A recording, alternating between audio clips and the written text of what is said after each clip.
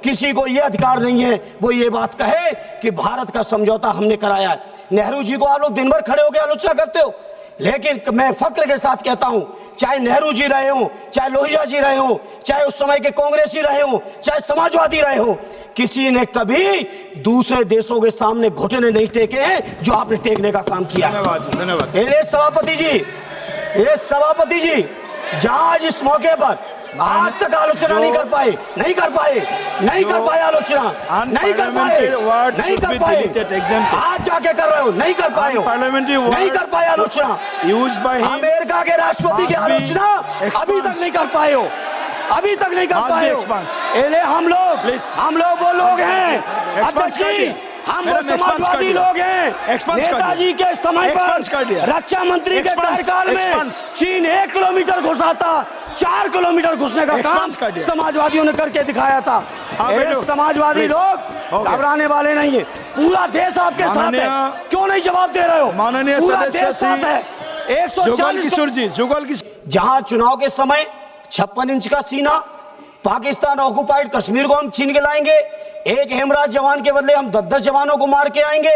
इस तरह के जो जज्बाती नारे देने वाले हमारे माननीय प्रधानमंत्री और उनकी पूरी पार्टी और सरकार, वहीं पे आप सोचिए हमारे देश की अखंडता और संप्रभुता आज कहां खड़ी है कि लगातार 1 बार नहीं, 2 बार नहीं, 3 बार नहीं, अमेरिका के राष्ट्रपति ने 26 बार इस बात की घोषणा की है कि पाकिस्तान और भारत के बीच सीजफायर कराने वाले हमें। पहलगांव का अटैक हुआ और सबसे पहले पूरा देश इस बात को जानना चाह रहा है कि आखिर ये अटैक हुआ क्यों, आखिर इंटेलिजेंस फेलियर इतनी कैसे हुई।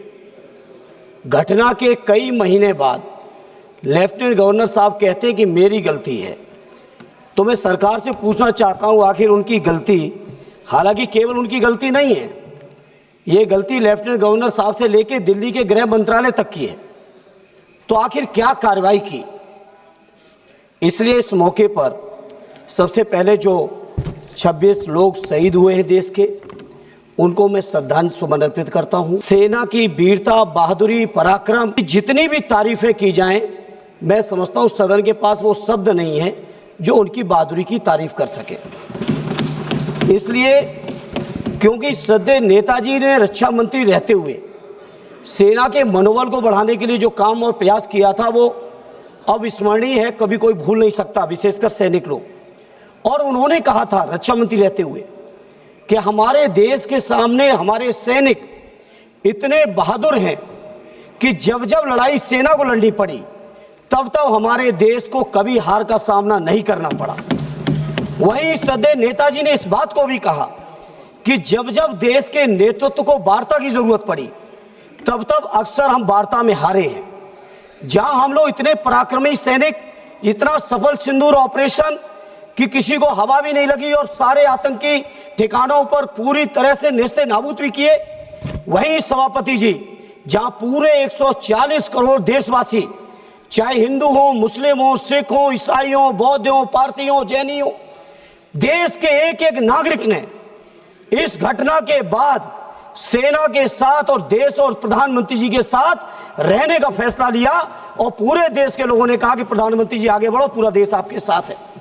जहां पूरे देश की इतनी बड़ी ताकत साथ में हो, जहां इतनी बहादुर और पराक्रमी सेना हो, वहां पे सेना की जीत को, सेना के जो ऑपरेशन सफल हुआ, उस ऑपरेशन सफल को किस तरह से एक दूसरे देश के बैठे हुए राष्ट्रपति, अमेरिका के राष्ट्रपति दावा करते हैं कि हमने व्यापार के दबाव में ऑपरेशन ये सीजफायर करा दिया है। मैं समझता हूं ये हमारे देश के लिए पूरी शर्म की बात है। हमारे प्रधानमंत्री जी घोषणा करते, कोई दिक्कत नहीं थी। ये हमारे 140 करोड़ देशवासियों के लिए शर्म का विषय है और सरकार मौन है पूरी तरह से। वैसे तो लंबे लंबे भाषण मारे, एक भी सरकार की तरफ से एक भी व्यक्ति, माननीय प्रधानमंत्री जी से लेके उनके मंत्री और उनके पार्टी के लोगों तक, उनके सरकार के किसी अधिकारी ने आज तक उनके अमेरिका के राष्ट्रपति को कंडम नहीं किया है। इसलिए मैं इस मंच से इस मौके पर कहना चाहता हूं, पार्लियामेंट में कहना चाहता हूं, पूरा देश आपके साथ खड़ा है, पूरा देश आपके साथ खड़ा है। आप क्यों नहीं कंडम करते हो? और दूसरा माननीय सभापति जी, आज मैं सत्ता पक्ष के लोगों का भाषण सुन रहा था, सत्ता पक्ष के लोगों का आज मैं भाषण सुना। इस तरह की बातें कर रहे हैं जैसे विपक्ष के लोगों ने समर्थन न दिया हो। पहलगांव की घटना के पहले दिन से पूरा का पूरा विपक्ष, हमारे नेता आदरणीय अखिलेश यादव जी, कांग्रेस पार्टी के लीडर अपोजिशन राहुल जी से लेके पूरा विपक्ष, और विपक्ष ही नहीं पूरे देश का जनमानस जब साथ खड़ा हो तो आज ऐसे भाषण दे रहे हो कि जैसे केवल सत्ता पक्ष के लोगों ने युद्ध जीत लिया हो। यह युद्ध भारत की देश की सेना ने जीता है। यह युद्ध हमारे 140 करोड़ लोगों की जो ताकत है उस ताकत ने जीता है। इसलिए सभापति जी, सदन में खड़े होकर कहना चाहता हूं, किसी को यह अधिकार नहीं है, हमारे देश का जो नागरिक नहीं है, हमारे देश के जो लोग नहीं है, चाहे वो अमेरिका हो या दुनिया का कोई भी देश हो,